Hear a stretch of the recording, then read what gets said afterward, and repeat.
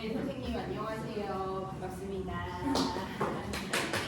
네, 네, 벌써. 네, 저는 지금 아까 화면에 나와 있는 대로 지미데이터 연구소라고 하는 연구소를 운영하고 있는 손미라고 합니다.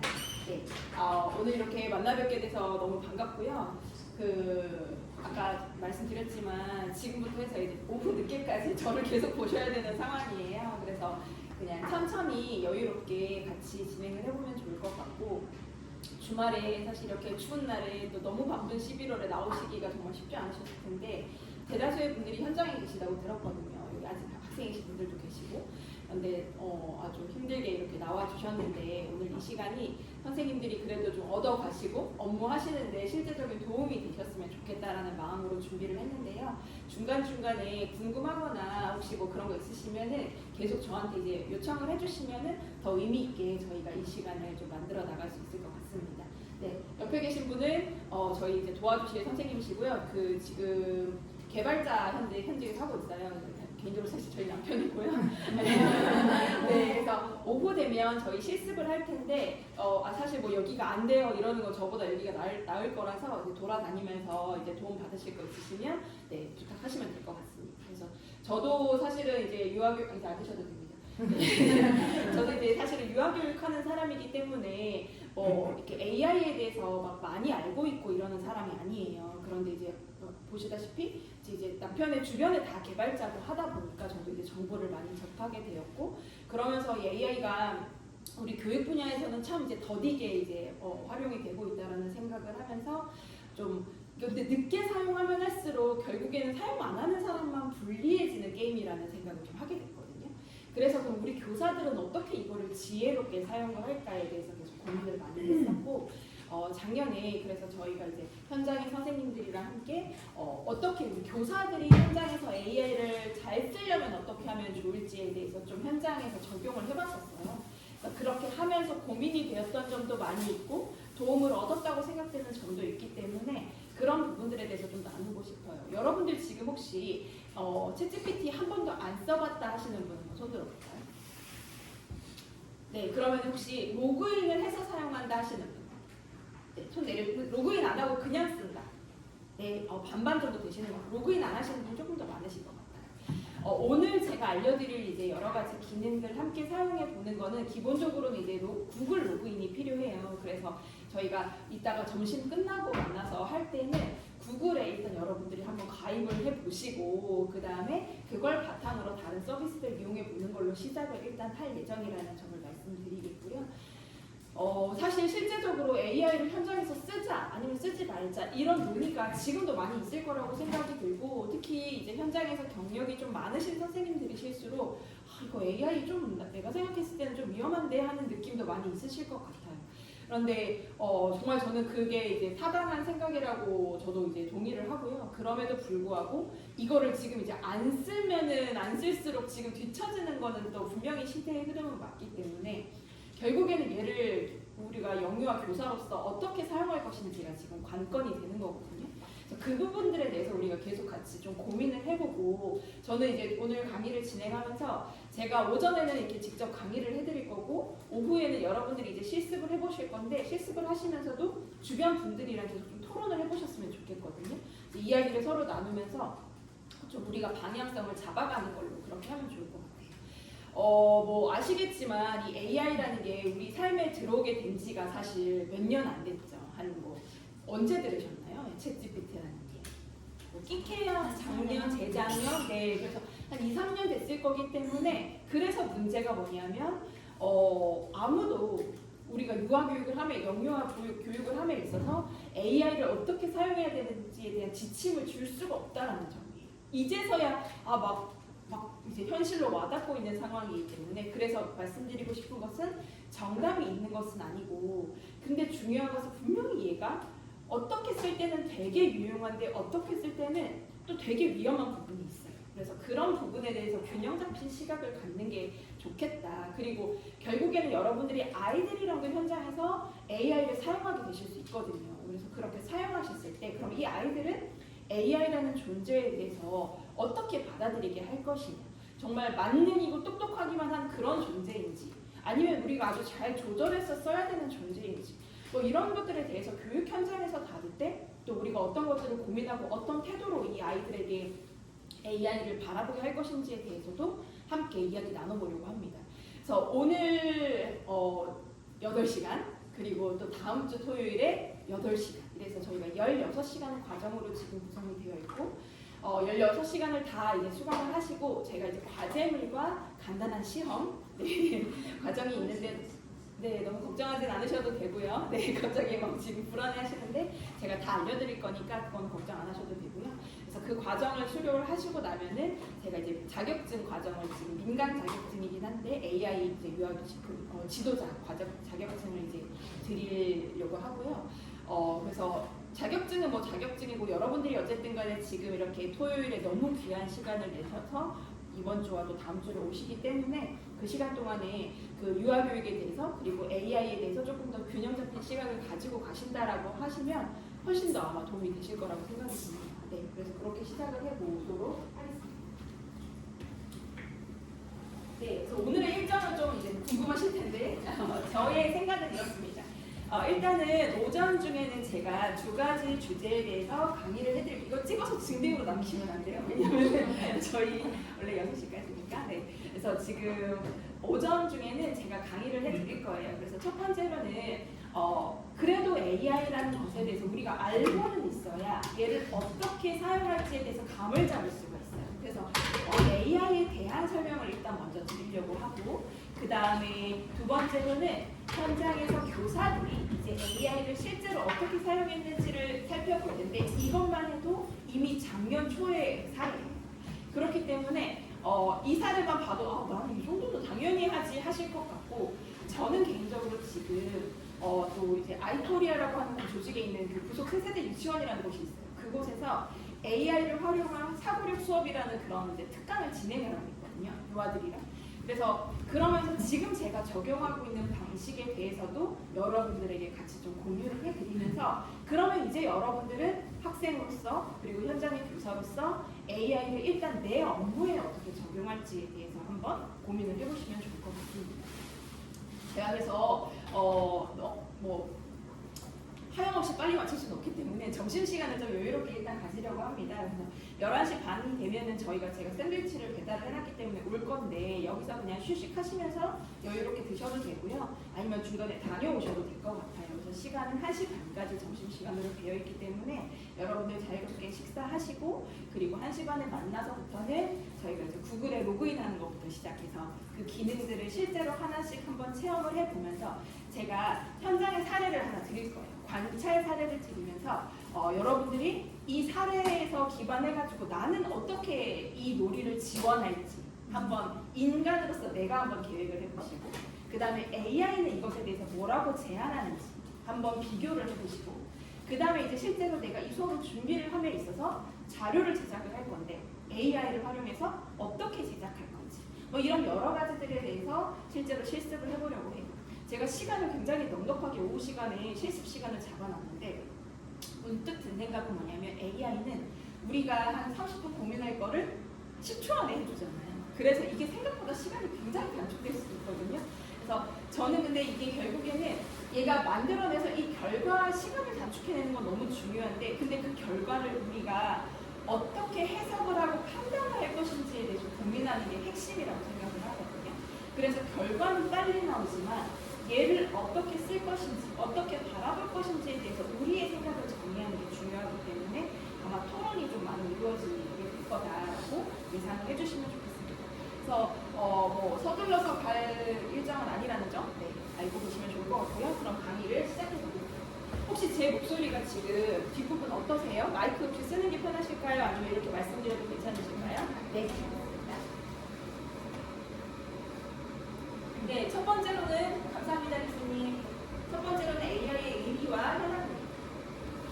이분 제가 AI 강의할 때마다 보여드리는데 사실 젠스성 이제 혹시 이분 다 아시나요? 네. 네, 얼마 전에 한국에서 깜부치킨 드시고 가신 분이시죠. 네, 너무 유명해지셨는데요. 엔비디아 CEO예요. 그래서 이분 원래 이제 남자 중에서 게임하는 남자들은 다 아는 그래픽 카드 만드는 회사 CEO여가지고 되게 유명했었는데 이 회사에서 만드는 그 GPU 칩이 반도체 칩이 지금 AI를 돌리게 하는 핵심 에너지가 그래서 지금 AI를 너무나 개발하고 싶은 수많은 국가에서 얘를 구하고 싶은데 지금 얘 가격이 천정부지로 뛰어올라서 구하고 싶어도 못 구해요. 근데 지금 젠슨왕께서 우리나라에 선물을 주겠다 하면서 26만 장을 주겠다라고 약속을 했는데 네, 그래서 AI를 돌림에 있어서 사실 이 엔비디아라는 회사가 굉장히 역할을 많이 했고 그래서 엔비디아 주가가 정말 엄청 올랐어요. 그래서 이거를 가진 주식을 가진 분들은 아마 엄청 대박이 나셨을 거예요. 네, 저는 한 2주 정도 가지고 있다가 바로 팔았었거든요. 한 3년 전에. 네. 그래서 부자가 못 됐고요. 그래서 이분이 지금 하신 말씀이 있는데 그 챗 GPT가 개발돼서 나왔을 때 뭐라고 말했냐면 아이폰 모먼트, AI에 있어서의 아이폰 모먼트가 시작되었다라고 표현을 했어요. 근데 아이폰 순간이라고 하는 게 뭘까요? 여러분들 혹시 기억하실지 모르겠는데 스마트폰이 생긴 지가 물론 오래됐어요. 그런데 스마트폰이 없었던 시절이 있었습니다. 네, 언제죠? 기억이 나시나요? 언제였을까? 네, 20년 전쯤. 네. 지금 그 세월이 왜 이렇게 많이 흘렀을까요? 저는 그 스마트폰 나오기 전이 너무나 생각이 나는데 그게 이미 20년 전쯤인 것 같아요. 지금 2025년인데 아이폰이 나온 게 2007년입니다. 그리고 한국에 들어온 게 2009년이에요.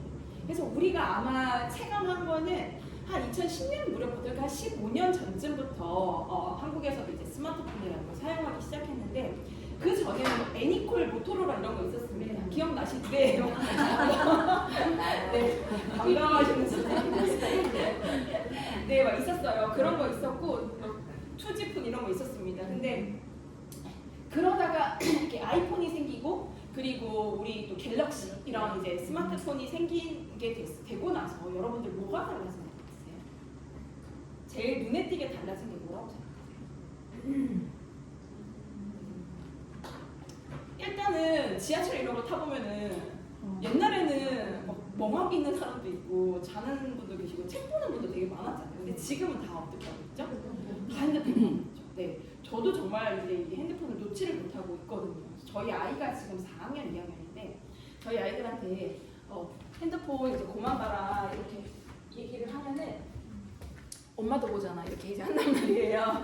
네, 그래서 이거를 참 놓기가 너무 어려워요. 그리고 예전에는 우리가 뭐 마트도 직접 가고 장보러도 가고 했는데 사실 코로나 지나면서 그게 더 극심해지기는 했습니다. 그래서 저희 월급 이렇게 부부가 월급 받는 거를 다 어디 쓰는지 봤더니 배민과 쿠파 네, 싹 다 갖다 바치고 있거든요. 그래서 그럴 만큼 이제 모든 일상생활이 사실 디지털라이제이션이 됐다고 볼 수 있죠. 다 온라인으로 뭔가가 해결이 되고 있어요. 저희가 오프라인으로 뭐 매장을 찾아간 기억이 정말 가물가물할 정도로 가려면 정말 애들 데리고 시간대로 쇼핑몰 가는 거 아니고서는 어디 막 이렇게 개별 상점을 들어간 기억이 이제 희미할 정도로 잘 안 가게 되는 것 같아요. 너무너무 많은 변화죠.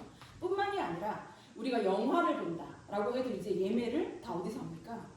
네, 다 핸드폰으로 당연히 하죠. 그리고 지금 뭐 그것뿐만이 아니라 뭐 출석 체크를 한다, 뭐 아니면 뭐 어디에 지원을 한다, 뭐 무슨 어떤 정보를 보든 뉴스를 보든 여러분들이 친구들과 대화를 하든 이 모든 것들이 이제 다 핸드폰 안에 들어가 있어요. 그렇죠? 심지어 내비게이션도 있고 뭐 날씨를 볼 때도 모든 것들이 핸드폰을 이제 보지 않고서는 생각이 안 되기 때문에 저도 저희 아이가 이제 핸드폰 들고 자꾸 게임하는 거 너무 이제 꼴 보기 싫거든요. 근데 이거를 그럼 완전히 뺏을 수가 없는 게 그게 없으면 또 너무 불편한 지점이 많은 거예요. 그래서 이거를 조절하면서 사용하기 이제는 도와줘야 되는 시점이 왔는데 그러다 보니까 이제 스마트폰이라는 것이 인간의 손에 쥐어지게 되면서 정말 모든 것들이 다 바뀌었어요. 우리 전 지구의 인류의 삶이 다 바뀌었다라고 하는데 그런 순간이 바로 아이폰 모먼트거든요. 근데 AI에 있어서의 아이폰 모먼트가 시작됐다. 이 말은 이제는 모든 인류가 AI를 사용하고 AI가 인간의 삶을 완전히 뒤바꿔 놓게 된다는 뜻이에요. 그래서 사실 저는 재작년만 해도 저희 남편도 기억할 텐데 제가 그랬거든요. 막 자기들끼리 그러는 거예요. 아 이거 완전히 전쟁이라고 지금. 이거 AI 지금 담론을 누가 먼저 가져가는지가 너무 치열하다. 그래서 지금 보면은 근무하는 곳이 토스, MBC, 뭐 막 이런 이제 다 각자 개발자들 있는 곳이에요. 근데 이거 완전 전쟁이다 이렇게 얘기했는데 제가 뭐라고 그랬냐, 유아교육 분야에는 전혀 와닿지도 않는다. 우리 그런 거 생각도 안 한다. 그냥 개발자들 사이에서 찻잔속 태풍 같은 거 아니냐. 제가 그렇게 말했는데 아니라는 거예요. 근데 정말 제가 살펴보니까 아닌 것 같았던 게 사실은 제일 중요한 거는 돈이에요. 돈. 그래서 아이폰이 생기고 나서요. 누가 망했냐면 전통적인 굴뚝 산업들이 다 뒤로 밀려났어요. 원래는 그 아람코 뭐 이런 그 중동의 에너지 기업들이 세계 1위 기업이었어요. 그리고 자동차 만드는 도요타 뭐 이런 이제 기업들이 다 이제 최상위 기업을 했었는데 아이폰이 딱 나오고 나서부터는 핸드폰을 손에 쥔 인류, 포노사피엔스를 대상으로 한 기업들이 세상의 돈을 다 쓸어갔어요. 그 말인즉슨 사람들의 삶이 완전히 핸드폰 중심으로 바뀌었다는 뜻이거든요.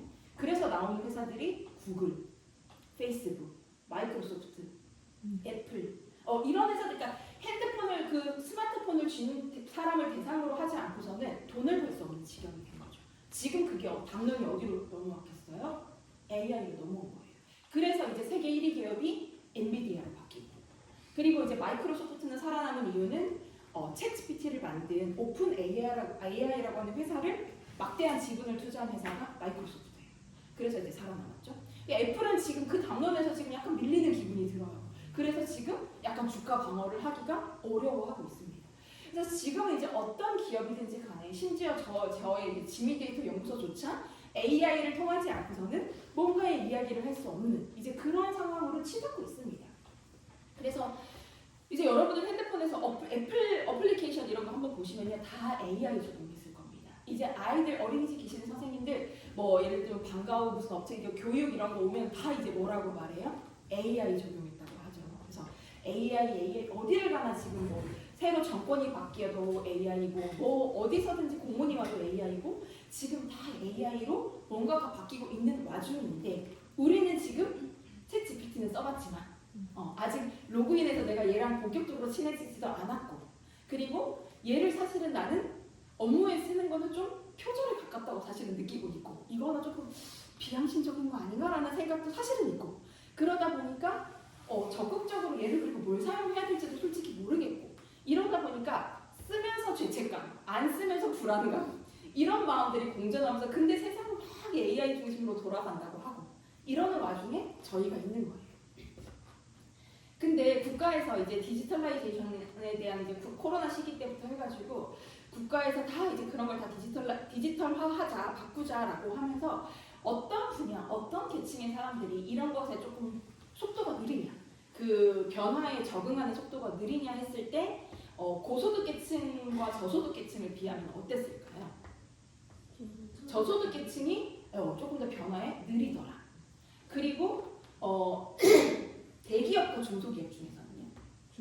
중소기업. 교육 분야와 IT 분야 중에서는요? 당연히 교육 분야가 되게, 그러니까 거기서 그렇게 써있더라고요. 분야 중에서는 교육 분야가 대응에 느리다. 네.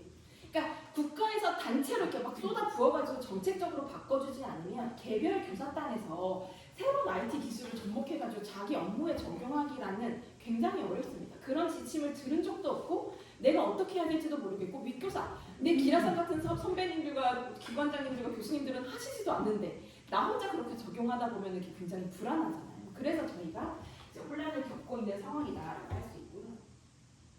근데 세상이 얼마나 바뀌는지를 보면은 정말 놀라운데요. 작년에 노벨상 수상자들의 이제 이 두 분이세요. 이 두 분인데 여러분들 그 작년에 우리나라에서도 노벨상 수상자 나왔죠. 문학상 수상자 있었는데 노벨 물리학상 수상자와 화학상 수상자가 다 AI 개발자가 많았어요.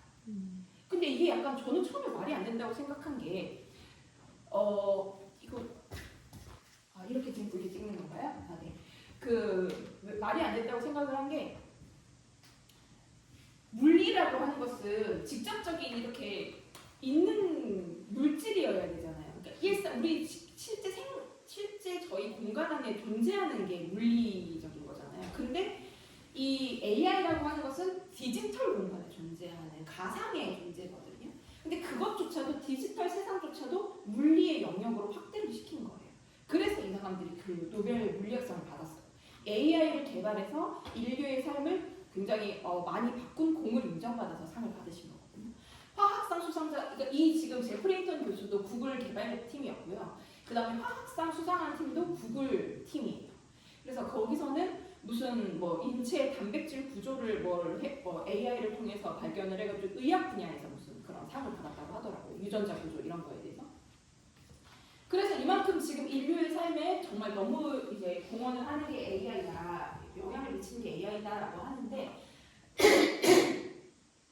한국에서 나온 책인데요. 여기 읽어보면은 이제 서두에 이렇게 말씀을 하십니다. 챗GPT가 등장한 이후에 AI의 활용 범위가 급격히 확대되어서 이제는 거의 모든 산업 분야에서 AI를 접목하는데 특히 개개인들이 자신의 역량을 증진하기 위해서 예를 들면 자기개발, 언어학습, 심리상담 이런 여러 가지들을 함에 있어서 굉장히 적극적으로 활용하고 결국에는 얘를 얼마나 활용을 해내는지 그 역량에 따라서 개인이 어느 정도로 해낼 수 있는지의 그 편차가 나오게 된다라고 하는 거예요. 그래서 이렇게 정말 AI가 계속 이렇게 인류의 삶에 영향을 미치게 되는데 새로운 변화에 관심은 있지만 정작 우리가 너무 바쁘잖아요. 지금 오시면서 선생님들 다 공통적으로 하신 말씀이 정신없어, 너무 바빠. 정말 계속 그렇게 하셨는데 새로운 분야에 관심은 있지만 정작 무엇부터 해야 할지 고민하는 분들에게는 이 갈수록 생성형 AI라고 하는 챗GPT라고 하는 이런 존재들이 큰 장벽이 되겠구나 라는 생각이 들어요. 우리 왜 한동안 어르신분들 키오스크 그거 못 쓰셔가지고 식당 못 가신 거 알고 계시죠? 네. AI는 지금 그렇게 뭐 피하해서 되는 문제가 아닌 것 같으니까 우리가 더 불안한 거잖아요. 그래서 뭐라고 표현을 하냐면 잔인하고도 편리하고도 비참하고도 화려한 시대가 열린다라고 합니다. 이게 이제 언제 나온 원고였냐면 작년 초에 나온 원고예요.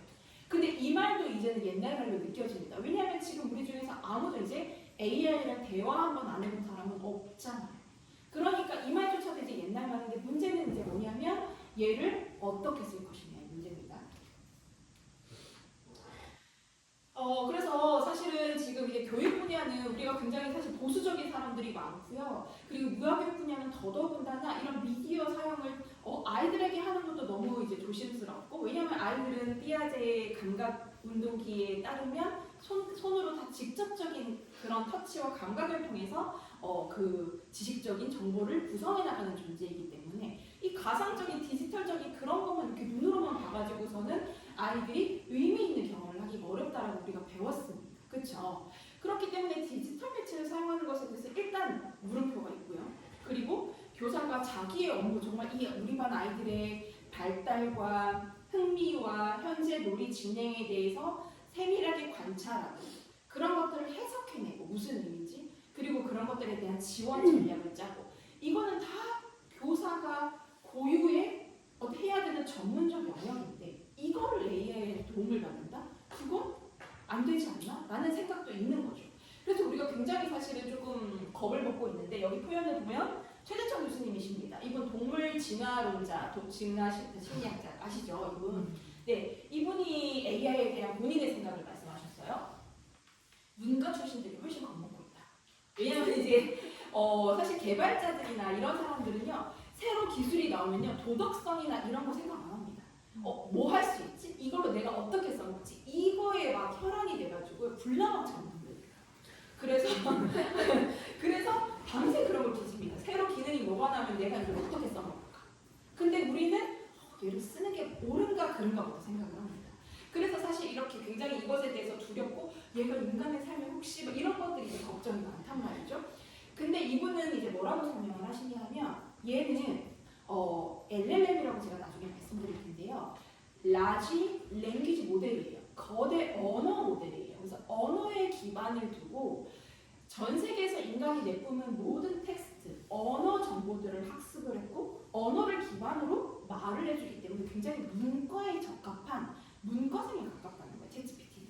그래서 생각보다 우리와 대화가 굉장히 잘 통한다. 그래서 특히나 교육 분야에 대해서, 인간에 대해서, 관계에 대해서 이런 것들에 대해서 얘가 생각보다 굉장히 많은 정보를 줄 수가 있고 인간이 굉장히 두려워하는 지점은 AI가 인간의 존재를 대체한다거나 인간을 위협하는 것에 대해서 굉장히 두려워하고 있는데 최재창 교수님은 진화론자로서 동물 진화론자로서 생각을 해봤을 때 AI는 기본적으로 신체를 가지고 있지 않고 아직은 신체를 가지고 있지 않고 번식을 하지 않기 때문에 지배욕, 정복욕, 독점욕 같은 것들 욕구를 가지고 있지 않는다. 그렇기 때문에 인간이 생각하듯이 인간의 위치를 위협할 욕망을 가지고 있는 존재는 아니라고 생각한다. 본인은. 그래서 얘가 가지고 있는 정말 생각을 빠르게 정리해서 우리가 30분, 1시간 또는 몇 날 며칠을 고민해서 겨우 뭔가의 아이디어를 반짝 얻어낼 그거를 얘는 5초 만에 10초 만에 1번 뭐, 2번 뭐, 3번 뭐 쫙 정리해서 준단 말이에요. 우리가 판단만 잘할 수 있으면 얘가 주는 그 빠른 생각의 그 과정들을 우리가 정말 잘 쓸 수만 있다면은 그건 문명이 주는 혜택이다. 마치 의료 기술이 인간의 어떤 그런 생명을 연장해 주듯이 얘가 주는 혜택이기 때문에 얘를 비서라고 생각하고 조금 마음을 열고 사용을 해봐도 되지 않을까라고 이 영상에서 말씀을 하셨어요. 그래서 그런 논조에서 한번 우리가 접근을 해보는 걸로 이제 시작을 해보자라고 저도 제안을 드리겠습니다. 자, 그럼 인공지능에 대해서 먼저 살펴볼 텐데요. 인공지능은 Artificial Intelligence, 그야말로 인공적으로 만들어낸 지능이라는 뜻이고 인간의 지적인 능력을 컴퓨터로 구현하는 과학 기술이다라고 OECD에서는 정의를 했습니다. 그런데 이 AI라는 말을 우리는 2, 3년 내에 정말 최근에 들은 말이긴 한데요. 사실은 이 말은 1956년에 나왔다고 합니다. 진짜 오래됐죠. 이게 사실은 컴퓨터나 계산기 같은 그런 인간의 지적인 능력을 기계가 구현할 수는 없을까라는 초기적인 관심, 그러니까 우리가 왜 코딩 교육하고 순서도 같은 거 할 때 하는 그런 아주 초기적인 관심에서부터 사실은 이 인공적인 지능이라는 개념이 이미 나왔다는 거죠. 그래서 거기서부터 컴퓨터가 발전을 해왔고 그럼에도 불구하고 계속 인간의 어떤 그런 호기심과 갈증이 있었겠죠. 사실 그 AI가 막 개발되면서 제일 많이 대체되는 게 개발자들이거든요. 제가 계속 이렇게 손짓을 하고 있는데 개발자들이 제일 위협을 받습니다. 그런데 이분이 지금 회사에서 시키지도 않는데 제일 먼저 하고 있는 일이 뭐냐면 내 업무를 AI로 어떻게 자동화할까? 그거를 계속 고민하면서 지금 그거에 골머리를 해요. 하루 종일 그거를 하고 있어요. 왜 하십니까? 내 업무가 편해질 것 같아서. 대체될 거란 생각을 안 하십니까? 그럴 수도 있지만 어차피 대체될 거. 이렇게 불나방처럼 덤벼드는 기술자, 보통 이제 개발자들이 이러거든요. 저희 남편은 개인적으로 이제 어디서 일을 하고 있냐면 스타트업 회사에서 일을 하고 있어요. 근데 그게 어디에 있느냐면 미국에 이제 실리콘밸리에 있어요. 그래서 지금 이제 재택근무를 하고 있는 상황인데 그 실리콘밸리 회사에서 배터리를 폐배터리를 엄청난 양을 가지고 와서 그 배터리를 효율적으로 안전하게 돌리는 그런 시스템에 대해서 AI를 활용해서 지금 하고 있고 그래서 그 배터리 엄청난 배터리 양이거든요. 그 배터리 자체가 ESS라고 해서 에너지 저장 장치가 됩니다. 그래서 그것들이 지금 이제 AI를 돌리는데 또 전기가 어마무시하게 필요해요. 그래서 얘네들이 지금 그렇게 안전하고 안전하고 유용하게 효율적으로 이 배터리의 에너지를 활용하는 것에 대한 이제 그런 스타트업 회사인데 본인 말에 의하면 이제 이 배터리 세상에 나와 있는 배터리 기술은 현재 필요로 하는 AI가 돌아가는데 필요로 하는 그 전기 양보다 턱없이 부족하대요. 그렇기 때문에 무조건 다 팔리게 되어 있고 이것보다도 훨씬 더 많이 필요한 상황이라서 사실 AI 때문에 원자력 다시 돌려야 된다고 하거든요. 그래서 신재생 에너지란 말이 이제 안 나와요. 에너지 효율 지금 그렇게 친환경적이고 이런 게 중요한 게 아니라요. 지금 많은 에너지가 나와야 돼가지고 요즘 텍사스 이런 데 가보면 어마무시하게 지금 막 배터리랑 막 그 전기 만들어내는 이런 거 막 난리 났거든요. 그 사막 이런 데 보면. 그래서 여러분들 그 영화 아시나요? 또 이거 아시는 분들 계실 텐데 매트릭스. 네, 너무 큰 소리로 하셨는데 그게 1999년에 나왔나? 2000년에 나온 영화예요. 네, 그렇게 오래됐습니다. 이제 25년 전에 나온 영화죠. 네, 지금 2000년대생 선생님들은 모르실 수도 있습니다. 네. 그 영화 혹시 보셨을까요? 저는 사실 학교에서 고3 때인가 틀어준 것 같은데 제가 막 고3 끝나고 이제 뭐 너무 흥분했을 때 어제 영화도 이렇게 눈에 안 들어와가지고 제대로는 안 봤는데 드문드문 장면은 생각이 나거든요. 그 그 영화 보면은 결국에는 인간이 내가 뉴욕 시내에서 정말 평범하게 살고 있다고 생각했는데 알고 봤더니 현실은 내 몸은 캡슐 안에 들어있었어요. 그리고 내 팔을 연결해가지고 그냥 계속 가수면 상태로 내가 그냥 의식적으로는 어딘가에서 살고 있다고 상상을 하는 가상 세계에서 다들 살고 있었던 거예요. 그럼 인간의 육체는 왜 캡슐 안에 이렇게 다 연결되어 있었느냐? AI가 지배하는 세상인데 인간의 신체조차도 하나의 전기 자극이기 때문에 얘조차도 다 배터리를 사용하는 그런 상상이었거든요. 그게 25년 전에 나오는 거예요. 근데 지금 이제 그렇게 되지 말라고 법이 없는 거예요. 그 정도로 이제 에너지가 굉장히 많이 필요한데 어쨌든 자 그러면은 지금 이렇게 AI가 네, 왜 안 되나요? 배터리 부수기. 자 발견해 주셔서 혹시 저 잘 나오나요? 네. 네 감사합니다.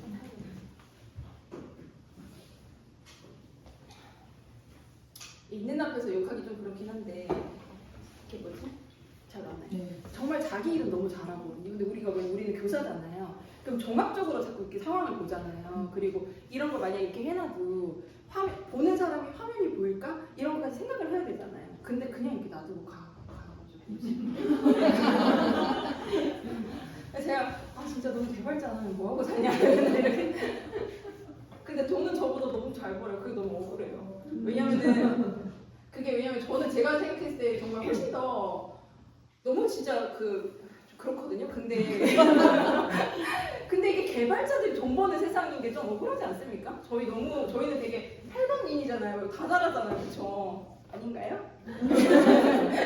교사들은 사실 못하는 게 없어야 되잖아요. 다 이것저것 다 하게 되는데 이렇게 AI까지 배우는데 네, 좀 교육 분야 교사들의 그런 처우가 낮다는 게 저는 항상 좀 안타까운 것 같습니다. 쓸데없는 얘기고요.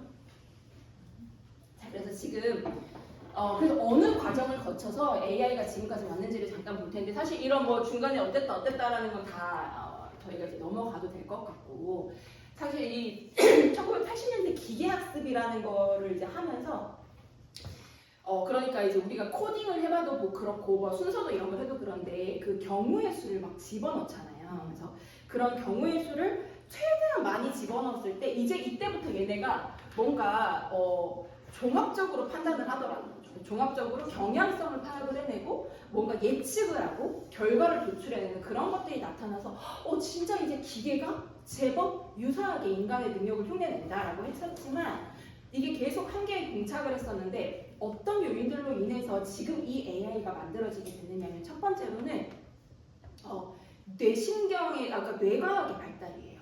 그래서 사실 뇌라는 분야도 인간에게 굉장히 미지의 영역이라고 했었는데 그런 것들이 최근에 많이 이제 개발이 되면서 인간의 뇌가 어떤 방식으로 감각적인 정보를 받아들이고 우리가 오감각이 있죠? 촉각, 시각, 후각, 청각, 미각 이런 것들이 있는데 그 감각을 통해서 정말 점점이 파편적으로 들어오는 그 전자적인 정보, 전기적인 정보들이 우리 뇌 속에서 어떤 식으로 조합이 되어서 우리가 이렇게 지금 시각적으로 봤을 때 뭔가가 전체적으로 연결되어서 보이고 그 다음에 과거의 여러 순간들에 대해서 스토리로, 이야기로서 어떤 과정들을 우리가 정리해서 기억을 하고 이런 메커니즘들이 뭔지에 대해서 이제 많이 좀 규명을 했습니다. 그게 뭐 마코블링킷 이제 추론 이론이라고 하는데요. 그래서 그렇게 인간의 두뇌가 어떤 식으로 정보를 흡수하고 그런 것들을 뇌 속에서 추론을 해서 스토리로 만들어내서 매끄러운 기억으로 연결을 해내는지에 대해 메커니즘을 많이 알아냈는데 그 방식을 똑같이 AI한테 적용을 한 거예요. 그 딥러닝이라고 하는데요. 제프리 인턴 아까 앞에서 노벨 물리학상 받았던 그 연구팀에서 이제 주도했습니다. 그래서 그렇게 딥러닝 알고리즘 일단은 그러니까 공부하는 방식을 바꾼 거예요. 두 번째로는 얘가 공부를 하려면은 일단 공부할 거리가 있어야 되잖아요. 우리도 책 많이 봐야 이제 더 잘 알게 되죠. 공부할 거리가 있어야 되는데 그동안은 이제 막 개발자들이 이제 막 100명 이런 사람들이 막 계속 이제 변수를 집어넣는 거죠. 새로운 게 나오면 또 집어넣고 또 집어넣고 그거와의 싸움인 거예요. 그래도 또 새로운 뭔가가 상황이 생기면 오류가 나고 이러는 게 이제 계속 컴퓨터에서의 어떤 인공지능의 메커니즘이었는데 인간이 스마트폰을 가지게 되면서 정말 엄청나게 디지털라이제이션을 해가지고요. 우리가 이제 각각의 인간들의 위치 정보도 다 자동으로 알려주고 있고요. 그 다음에 저녁을 뭐 먹을 건지, 그다음 친구랑 무슨 대화하는지, 내가 어떤 기사에 열광하는지, 혹은 뭐 또 뭐 있을까요? 무슨 영화를 몇 시쯤에 보는지, 정말 수많은 정보들. 그리고 만약에 여러분들이 뭐 과제를 제출을 하든 논문을 쓰든 뭐 어떤 것을 하든지 간에 지금 다 인터넷상으로 올라와 있어요. 그럼 얘는 이제 그런 모든 정보, 인간이 만들어낸 텍스트의 거의 모든 정보를 다 갖다 봐야 된다고 하더라고요. 올라와 있는 거. 그래서 그런 식으로 이제 수많은 정보들에 대해서 공부를 하게 된 거죠. 호모 사피엔스들이 공부할 거리들을 자발적으로 엄청나게 제공을 해주는 거예요. 특히 야, 나 이런 게 요즘 고민이야 하면서 SNS 상으로도 어마무시하게 올리죠. 그런 것들을 올리면요, 이제 얘가 보는 거죠. 보면서 이런 대화에는 보통 이런 식으로 대화가 이어지는구나. 사람들이 요 단어랑 많이 연결해서 말을 하는구나. 이런 경향성들을 파악할 수가 있게 됩니다. 그 다음에 또 얘가 이제 좋아진 게 뭐냐면, 그래서 지금 이렇게 닭보 상태이다가 지금 이제 엄청나게 무서울 정도로 발전을 하고 있다는 이야기고요. 요 얘기인데요. 또 뇌 신경 구조를 이제 따라 했다고 했잖아요. 그래서 저도 이제 지금부터는 제가 모르고 하는 말씀이에요. 우리가 뇌에 이제 뉴런이 있고 그거를 연결하는 걸 시냅스라고 하잖아요. 그래서 그런 시냅스의 연결 구조가 더 이제 공고해지고 선이 많아지면 많아질수록 이제 더 그쪽으로 생각을 잘하게 되고 똑똑해진다라고 하죠. 이제 데이터상에서의 그 연산 단위를 파라미터라고 부르더라고요. 그래서 그 파라미터가 이제 그렇게 선이 연결되어 있는 그런 단위라고 하면은 그 파라미터가 지금 여기 보면은 연산하는 게 1초에 312조 회 연산을 할 수 있는 그런 이제 효율을 가지는 그런 GPU 칩이 있다라면 그 GPU 칩을 한 대가 아니라 이제 10,000대 정도를 연결을 하는 거예요. 그래서 돌리고 또 더 많이 지금 10만 대. 우리 지금 우리나라 얼마 받는다고 했죠? 26만 대 받는다고 했죠. 그래서 저희 남편 표현에 의하면 이제 지금은 거의 막 100만 대까지도 막 진짜 하고 싶어 한다는 거예요. 샘 알트만 이런 이제 AI, 저 오픈 AI 그 하는 사람들 맞나요? 그래서 그렇게 이제 그 많이 필요로 GPU 칩을 수많은 GPU 칩을 연결을 해서 어느 파라미터 연산 단위가 어느 시점을 넘어갔더니 얘가 그때부터는 인간이 입력하지 않은 정보를 창의적으로 만들어내는 거예요. 그거를 창발 현상이라고 부릅니다. 그래서 그게 이제 나타나는데 문제는 뭐냐면 얘가 왜 이거를 창의적으로 만들어내는지를 설명을 못하는 거예요. 개발자들은 그냥 GPU 칩을 뒤에다 연결했고 그 알고리즘 적용했고 공부할 수 있도록 이제 그런 것들 프로그래밍을 했겠죠. 그렇게 조건을 제공을 했더니 얘가 어느 시점이 넘어가니까 갑자기 창의적으로 만들어내는 거예요. 그래서 이거를 근데 이제 제프리 힌턴 교수가 노벨 물리학상을 수상하고 나서 처음 했던 인터뷰에서 뭐라고 말했냐면 AI가 얼마만큼 알고 있는지 무엇을 하려고 하는지 인간은 모른다. 그렇기 때문에 굉장히 주의해야 된다. 라고 이야기했어요. 이분 이런 이야기 하려고 2023년에 구글 퇴사하셨어요. 네. 그래서 지금 구글에서 퇴사하신 분들 중에서 인공지능에 대해서 굉장히 각성해야 된다라고 말을 하시는 분들 몇 분이 더 계시거든요. 그래서 어쨌든 그런 상황인데, 그래서 창발 현상을 보이는 게 정말 우리가 너무너무 신비로운 지점이고, 그런데 이 GPU 칩이 10만 대, 100만 대가 연결이 되려면은 엄청난 파워, 에너지, 그 전기가 필요하다. 그래서 얘네가 완전 전기 먹는 하마다라고 할 수 있겠습니다. 그리고 얘가 사실 인간의 삶에 정말 직접적으로 영향을 미치게 된 가장 큰 결정적인 계기는 언어를 우리 언어로 쓰기 때문에. 사실 이런 개발자들이 높은 연봉을 받고 이렇게 이제 그렇게 일을 할 수 있었던 이유는요. 컴퓨터와 대화할 수 있는 인류가 제한적이기 때문이었어요. 컴퓨터랑 대화할 때는요. 컴퓨터 언어를 씁니다. 네, 여기 보시면 지금도 이런 거 하고 있거든요. 네, 제가 지금 딴짓해도 된다고 했어요. 예, 여기 보면은 이렇게 네, 지금 프로그래밍 이런 거를 쓰고 있어요. 같이 데리고 오니까 바로 보여드릴 수 있어서 좋네요. 네, 그래서 이게 아무리 AI가 된다고 해도 사실 저런 과정을 아직은 이제 병행이 되어야 되기는 하고 자기가 저런 것도 안 하려고 지금 AI로 자동화를 하고 있는 중이기는 한데 어쨌든 이런 컴퓨터 언어를 이제 파이썬, 코볼, 포트란 이런 여러 가지가 있어요. 그래서 저도 이제 너무 저게 탐나서 나는 못 배울까? 했더니 너는 못해라고 하더라고요. 그래서 이게 뭐 몇 번 노력한다고 되는 수준은 아닌 것 같아요. 그래서 그러니까 이제 희소성이 있는 거겠죠. 그래서 컴퓨터랑 대화할 수 있는 인류가 제한적이었다라는 한계가 있었는데 지금 챗GPT가 뭘 해주냐면 우리 모두가 컴퓨터랑 대화할 수 있게 해주는 거예요. 그냥 나 오늘 심심한데 재밌는 거 없어? 이렇게만 물어봐도 답변을 해주잖아요.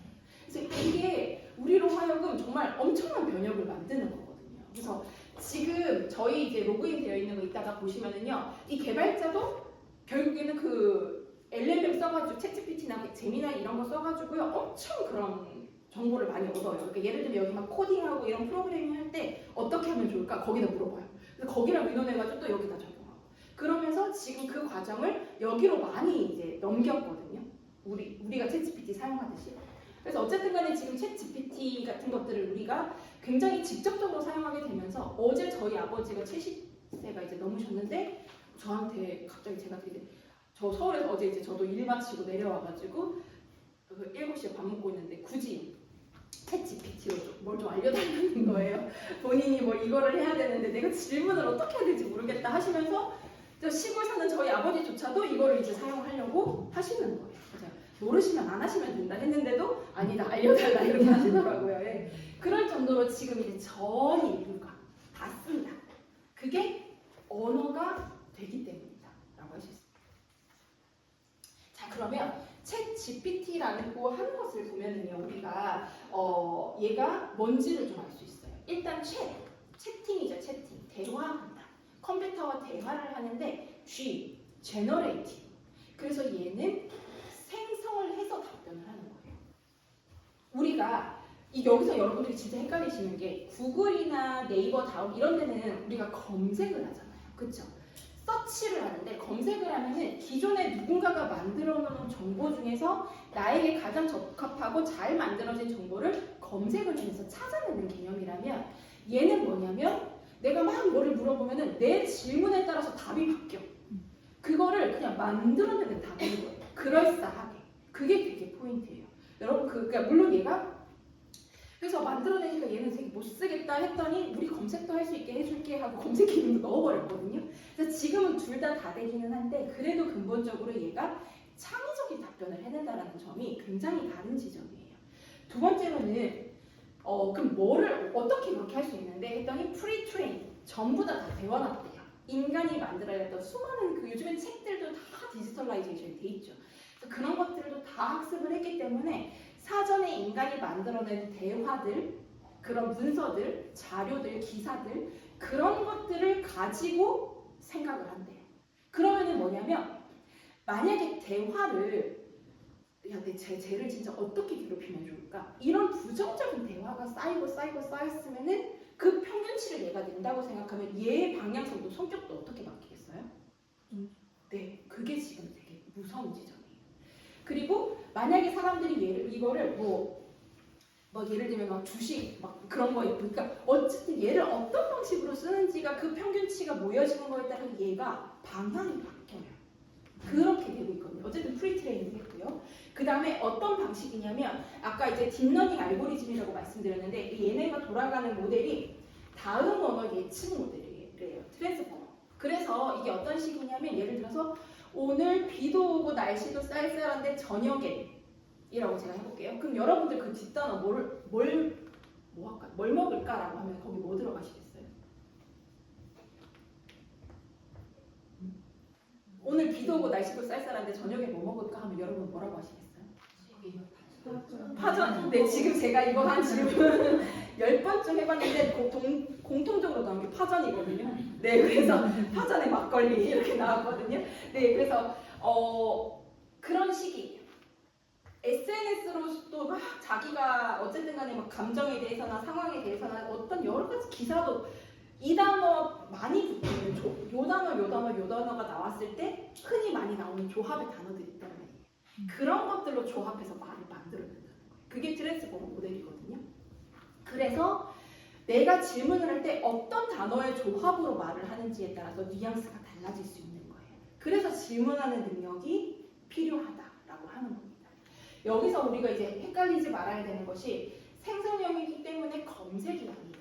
그래서 예전에는 사람들이 만든 컨텐츠를 가져와서 보여주거나 추천하는 방식이었는데 지금은 얘는 스스로 답을 만들어내기 때문에 결국에는 이 답을 내가 채택을 할지 말지 그 답이 옳다고 판단할지 말지를 누가 결정하는 거예요? 우리 인간이 결정해요. 근데 그 인간이 그 결정하는 권한을 스스로 포기를 해버리고 얘가 주는 거로 좋네 하고 보면은 다 그럴싸하거든요. 그거를 그대로 갖다 쓰는 순간 망하는 거예요. 네. 그래서 그게 이제 얘가 가지는 굉장히 큰 한계점이라고.